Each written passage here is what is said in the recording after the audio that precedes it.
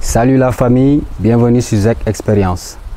Donc aujourd'hui je vous amène une histoire emblématique, une légende de la Casamance. Il s'agit de l'histoire de Bakolom Badji. Comme je l'avais promis à certains de mes abonnés, l'histoire de Bakolom Badji, c'est l'histoire d'un homme mystique, courageux, un roi qui a laissé ses traces dans la conscience collective de la Casamance tout entière. Malheureusement, je n'ai pu trouver qu'un seul livre qui a été écrit par Moïse Culture. Le livre a été écrit en collaboration avec les descendants de Bakolom Badji. Les faits ont été rapportés. Disons qu'on peut faire confiance à la source. Donc comme je vous l'avais dit, je vais vous faire la lecture de ce livre. Nous allons voir ensemble qui est Bakolom Badji, qu'est-ce qu'il a fait, d'où il vient et tout à propos de lui. Donc, voici la légende de Bakolom Badji, prince des Diola.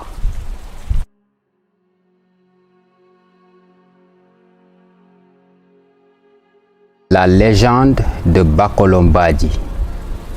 La naissance d'un enfant de sang royal est toujours un événement grandiose. Il était de même en 1792 dans le village de Nyankit.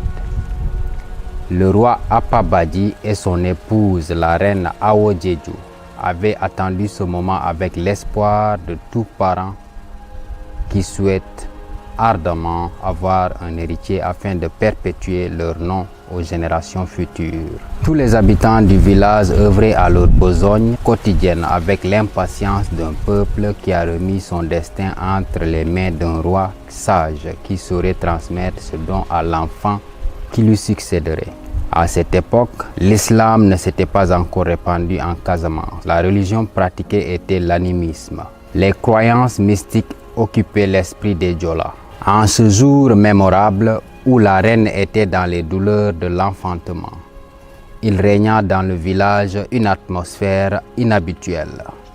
Un vent frais soufflait comme celui qui annonce les premières pluies alors qu'on était en pleine saison sèche.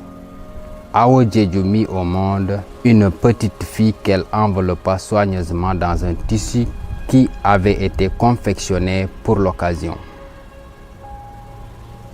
Toute heureuse, elle fit porter la nouvelle à son mari qui manifeste un grand sentiment de fierté. Il arriva précipitamment auprès de la reine pour voir son enfant. Mais quelle ne fut pas leur surprise lorsqu'elles s'aperçurent que le bébé était en fait un garçon.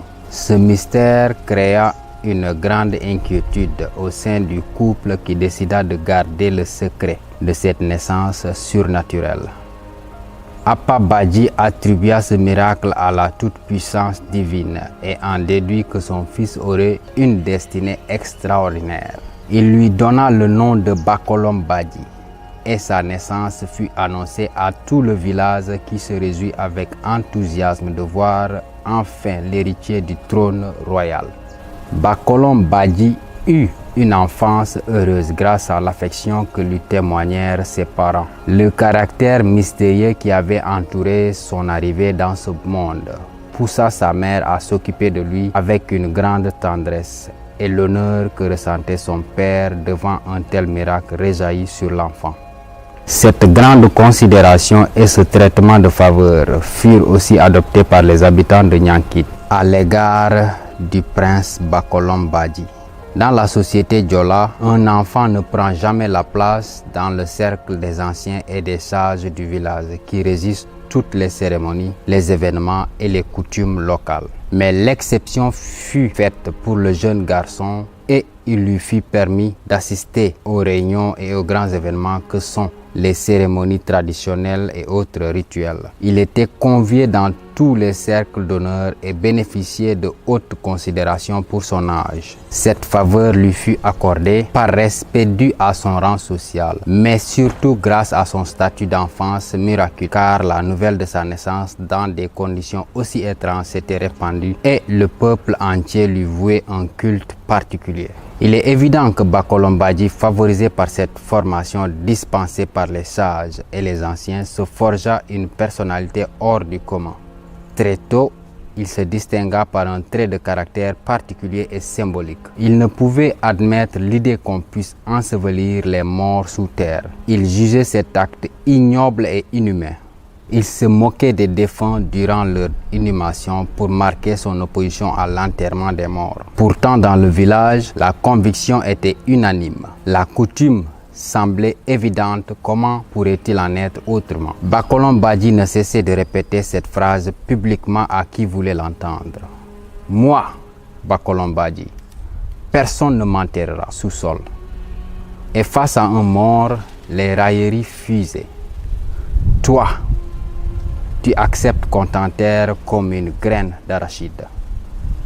Jusque-là, ces déclarations n'inquiétaient pas trop son peuple. Nombreux étaient ceux qui prenaient ses propos pour des blagues dues à son jeune âge. Dans le cercle restreint des sages, il en était autrement. Certains esprits commençaient à le prendre au sérieux sans le manifester publiquement. Ils avaient dans la discrétion l'habitude de commenter les propos du jeune garçon. Mais personne ne réussissait à découvrir ce qu'il mijotait. Bacolom Badji les défiait tous, leur donnait rendez-vous le jour de sa mort, affirmant à qui voulait l'entendre qu'il n'allait pas mourir comme le commun des mortels. Non, lui, Bacolom Badji, repartirait d'où il était venu. Il remonterait au ciel. Les habitants du village prenaient ses discours pour des plaisanteries. Connaissant sa réputation d'amuseur et son aptitude à toujours trouver les mots justes pour créer la surprise dans les moments forts, Bacolom Badji se vantait à présent de pouvoir défier la mort en quittant ce bas monde à sa manière à lui, en s'élevant vers le ciel. Quelle audace de sa part! Sa qualité de futur roi lui faisait tourner la tête, c'était évident. Le temps passa au village, Bacolom Badji grandit et devint roi à son tour quand ses parents quittèrent ce monde pour rejoindre leurs vénérables ancêtres. Bacolom Badji ne prit jamais de femme et resta célibataire sa vie durant. Il n'eut pas d'enfant non plus. Il préparait lui-même ses repas et confectionnait ses instruments de cuisine dans le respect de la tradition. Des calebasses bien taillées lui servaient de récipients, des canaries comme réservoir d'eau, des marmites fabriquées à base d'argile pour préparer les repas, des mortiers et tous les ustensiles en bois sculptés. Bacolom Badji était droit de ses mains. Il cultivait aussi la terre et produisait sa nourriture. Il conservait précieusement les objets de culte en fer, en aluminium et en bois que seuls les anciens pouvaient utiliser pour différentes activités et cérémonies bien précises.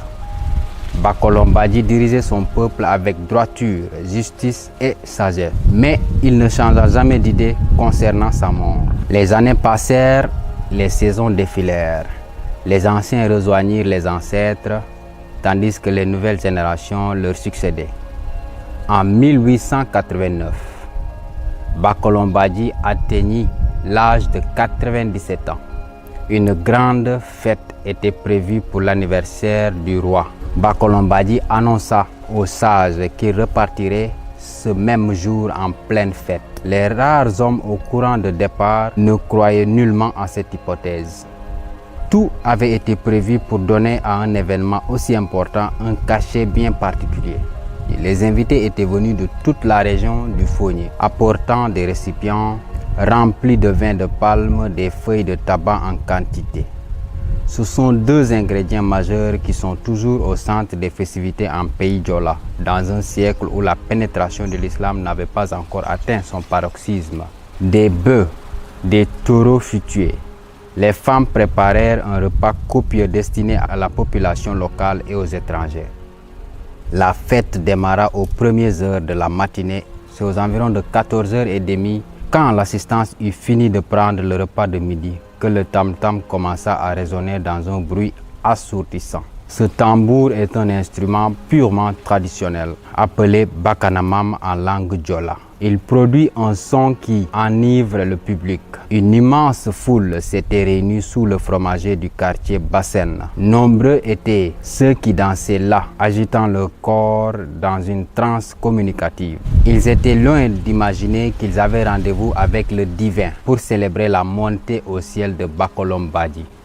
Jusqu'ici, la nouvelle ne s'était pas encore propagée. Le secret avait été bien gardé. Bakolong ne l'avait partagé qu'avec un nombre très restreint de ses proches, dont ses oncles maternels de Suel, chef-lieu d'une communauté rurale d'où était issue sa mère. Tandis que les griots battaient les tam-tams et que la foule s'agrandissait davantage en poussant des cris de joie sous les applaudissements, Bakolombadi s'était isolé et s'entretenait avec quelques-uns de ses parents maternels. Ensuite, il sollicita les membres de sa famille afin qu'ils lui attachent des feuilles de rognier aux bras et aux jambes. Bakolong portait un accoutrement purement traditionnel utilisé lors des rituels en milieu diola. Il arborait un premier pagne noir qui couvrait ses jambes ajustées des reins à l'aide d'une corde. Le deuxième pagne, noir également, couvrait son corps en laissant apparaître une bonne partie de la poitrine et l'épaule droite. C'est vêtu ainsi que Bakolombadi se présenta publiquement et officiellement à l'assistance qui l'attendait sous les fromagers. Il était 17 heures. Les détonations des coups de fusil artisanaux tirés par des personnes choisies pour la circonstance résonnèrent dans tout le village et ses alentours. C'était le moment annonçant l'entrée de Bakolombadi parmi la foule, esquissant ses premiers pas de danse.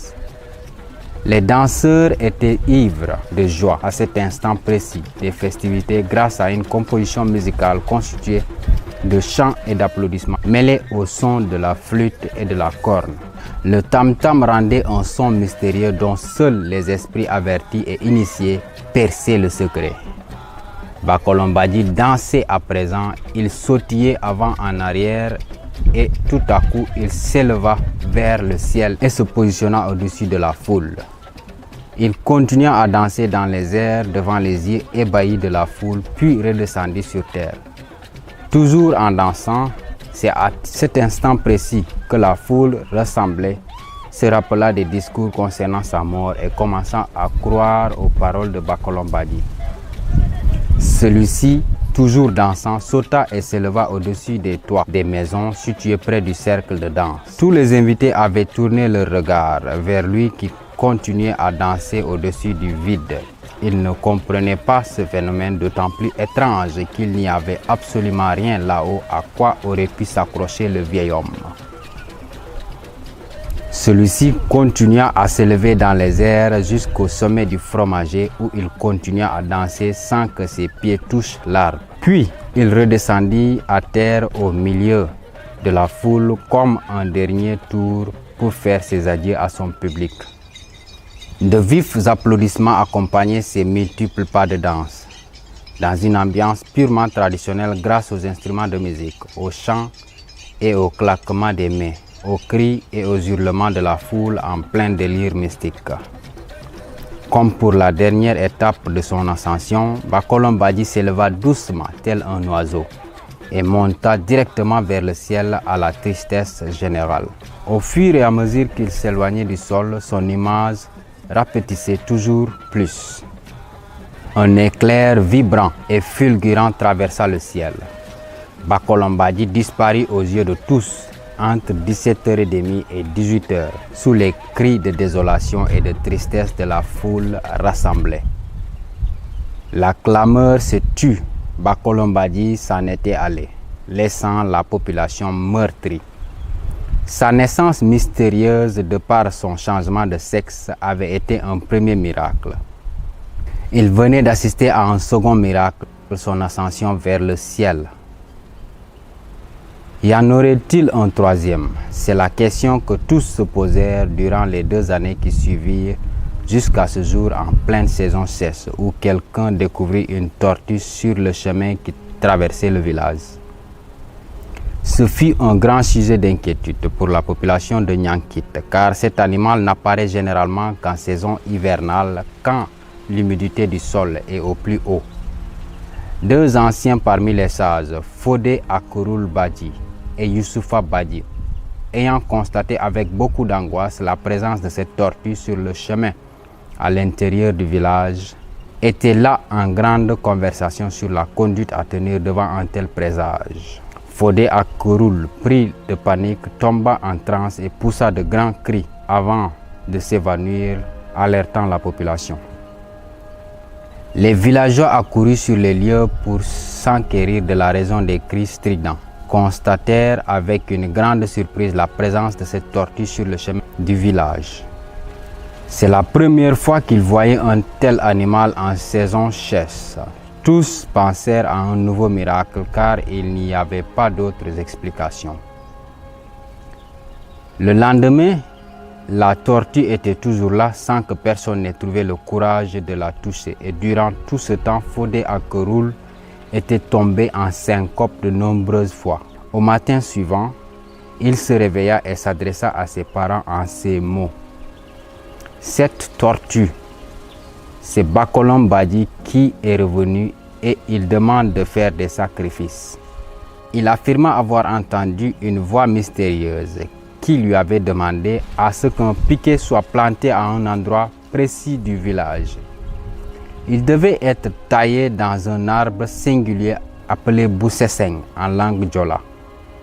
L'implantation de ce piquet nécessitait une cérémonie traditionnelle, un événement pendant lequel un coq devait être immolé sur le lieu qui deviendrait alors une place sacrée.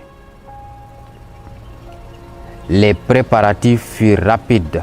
L'urgence de la situation l'exigeait. Mais voilà au moment crucial où le coq allait être immolé. Amagnas Badji se saisit de l'offrande en déclarant qu'il remettait totalement en cause les révélations de son frère Fodé Akurul. À l'instant où il quitta la place pour rejoindre sa demeure, une étoile lumineuse vint se poser sur sa joue. Pris de panique, il courut vers sa femme, tenant toujours le coq. Celle-ci le somma de rendre immédiatement l'offrande, ce qu'il fit promptement, et l'étoile disparut aussitôt de son visage. Pour demander pardon de son geste, Amagnas offrit personnellement un second coq en sacrifice. Puis les habitants du quartier Bassène apportèrent sur les lieux un taureau appelé Makulo. Pour y être sacrifié, quelques personnes étaient chargées de le porter sur les épaules. Elles firent le tour de la place et le déposèrent au centre. Les animaux furent aussitôt égorgés et le sang coula à flot. Immédiatement, la pluie se mit à tomber avec force, bien qu'on soit toujours en pleine saison sèche. Le piquet sacré fut planté à l'endroit même indiqué par Bakolom Badji. Cette cérémonie mémorable donna son caractère sacré à cette place. C'est donc en ce lieu, au cœur du quartier de Bassène, face à la route municipale, parmi les membres de sa famille, là où le roi avait vécu toute sa vie, que la population érigea la case sacrée qui contiendrait tous les biens de Bakolom Badji. Faite de piquets plantés tout autour en laissant une porte d'entrée étroite, la case sacrée abrite en son centre, outre le piquet sacré, quelques instruments d'usage à l'occasion des cérémonies de recueillement et de prière. Si le centre est réservé aux sages et aux proches de la famille Badji, le pourtour est dédié à l'assistance. La case est toujours recouverte de paille ou de feuilles de rognier. Elle est constamment gardée et protégée afin de préserver son entière sacralité. Ainsi, toute chose impure qui pourrait souiller ce lieu est interdite. À l'occasion des cérémonies de prière ou de recueillement, les sages officient à l'intérieur de la case dans la pratique des différents rituels habituels, tandis que l'assistance gravite autour d'eux sous forme de cercle ouvert. Les paroles sacrées sont prononcées dans des prières qui implorent le Tout-Puissant autour du piquet béni et sacré. Nombreux sont les membres de la communauté, mais aussi les étrangers, à venir consulter les sages et recevoir une bénédiction. Il est demandé aux visiteurs d'apporter du vin de palme, un peu de riz, quelques feuilles de tabac, ainsi qu'un coq pour les hommes et une poule pour les femmes. En ces occasions, ce sont les membres de la famille Badji qui sont chargés de prononcer les paroles sacrées dont eux seuls ont le secret. Les sages du village s'y retrouvent périodiquement pour des sacrifices afin de conjurer le mauvais sort et d'apporter le bonheur. Une autre particularité tout aussi étonnante doit être révélée. Les feuilles de rognier qui étaient attachées au corps de Bakolom Badji lors de son ascension sont retombées sur terre lorsqu'il eut disparu dans les cieux. En s'éparpillant, les feuilles se sont dispersées loin de leur point de départ pour se répandre dans plusieurs villages environnants. Et partout où ces feuilles sont tombées, elles ont constitué des bosquets et des forêts de rogniers qui s'étendent à perte de vue, soit dans les champs ou aux abords des rizières. C'est le cas de Katinon, un village situé à quelques kilomètres de Niankit. Dans cette région, constituée en particulier de vallées qu'on dit mortes, car la sécheresse du sol empêche toute culture, la densité des rogniers est la plus forte dans le périmètre du quartier de Bassène. Les rogniers sont ainsi présents dans les 16 villages que compte la communauté rurale de Suel, qui polarise le village de Niankit. La légende dit que la présence massive de cette espèce arboricole est l'œuvre de Bakolom Badji qui a envoyé ses feuilles de rognier en guise de cadeau au peuple de ces contrées. Le rognier est un arbre qui tient une place importante dans la communauté Diola. Les tiges des feuilles sont utilisées pour clôturer les terrains des habitations et la confection des paniers et autres récipients à usage domestique. Quant aux feuilles, elles sont toujours employées de nos jours pour réaliser l'accoutrement du kumpo, un être mystique qui est habillé et présenté au public par des hommes initiés pendant la saison sèche, après les grands travaux champêtres. Il s'agit là d'un événement culturel largement répandu dans la communauté Diola. Dans les danses des masques, le kumpo occupe une place active et participe pleinement aux différents événements historiques et culturels qui ont lieu dans les royaumes Diola. Par contre, il n'est pas présent lors de l'initiation communément appelée Boukout ou Foutamp. L'autre vertu du rognier est culinaire. L'arbre de Bakolom Badji, comme l'appellent certains habitants du Fogny, produit des fruits appelés cônes ou sikompas en langue Diola. Ces fruits qui mûrissent généralement en début de saison sèche font partie intégrante de l'alimentation de toute la région naturelle de la Casamance. De plus, les cônes qui ne sont pas cueillis et consommés tombent de l'arbre et se transforment en tubercules, autre forme de consommable. Le rognier est un gage de rentabilité d'une importance capitale dans toutes les contrées de cette partie du pays et même au-delà. Actuellement, le commerce du rognier est très lucratif, permettant à de nombreuses familles de vivre décemment. Les troncs, les feuilles, les tiges et les fruits sont vendus à des commerçants venant d'horizons divers et lointains. Les fonds tirés de la vente du rognier financent l'éducation scolaire des enfants en priorité.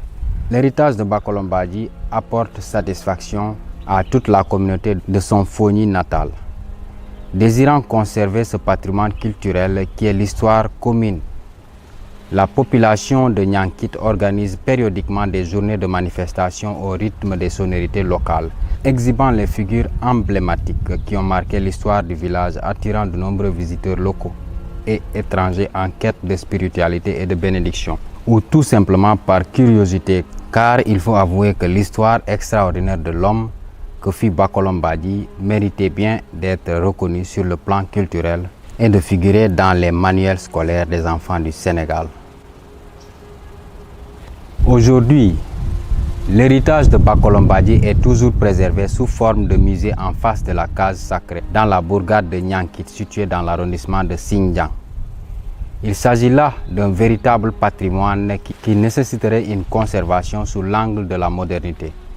Il est l'une des richesses aux multiples facettes de la culture Diola.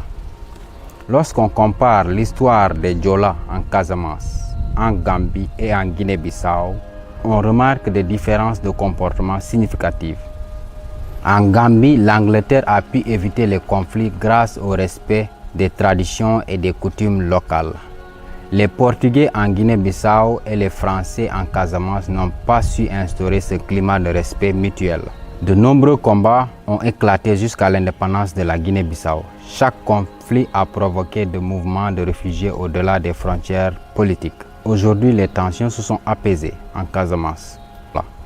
Les seuls combats sont ceux de la lutte traditionnelle Diola. C'est une lutte sans frappe, pratiquée entre les jeunes des villages à l'occasion d'événements culturels. Les actuels désaccords entre les Diola et les pouvoirs administratifs du Sénégal sont l'expression d'une volonté farouche de conserver leurs traditions, leur liberté culturelle, leur identité et leur développement économique et social. L'autosuffisance alimentaire est un aspect très important dans la communauté Diola. Composée principalement de cultivateurs de riz, ils récoltent également du manioc, de l'arachide, du vin de palme, des haricots, les fruits et du miel. Ils vivent aussi de l'élevage, de la chasse et de la pêche. Ils pratiquent l'épargne qui leur permet de financer les besoins familiaux et communautaires, les cérémonies religieuses et les événements culturels. La scolarisation occupe une place importante dans la communauté. Si de nombreux Diola se sont convertis au christianisme et à l'islam, il en existe encore qui pratiquent uniquement la religion traditionnelle, Adjamat, et qui luttent pour préserver leur religion monothéiste. Je rends ici hommage à leur intégrité. Fin de l'histoire de Bakolombadji. L'œuvre a été écrite par Moïse Culture, comme je l'ai dit tout à l'heure. C'est un Antillais qui a vécu au Sénégal pendant des années, plus particulièrement en Casamance, et qui a, comme tout le monde, entendu parler de cette légende, cette figure emblématique que pratiquement toute la Casamance connaît très bien. Donc j'espère que vous avez apprécié cette histoire, que moi personnellement je trouve intéressante. On se voit la prochaine fois pour une nouvelle histoire du Sénégal, de l'Afrique ou du monde. Merci d'avoir suivi, merci d'avoir écouté cette vidéo. Donc avant de vous laisser, je vous demande de vous abonner, de partager cette vidéo et d'aimer. Merci encore, ciao, big up.